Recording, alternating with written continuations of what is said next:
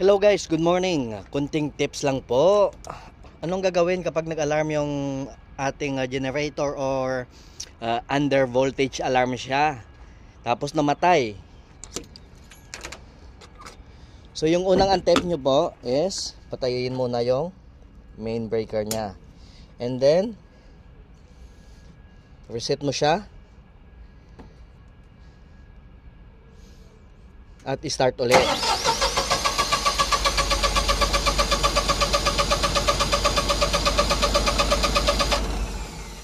Ayaw mag-start. Reset again. At start uli.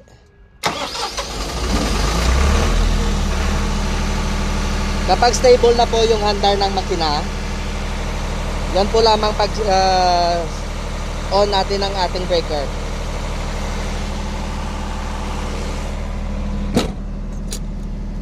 Ayan po. Kunting tips po lamang.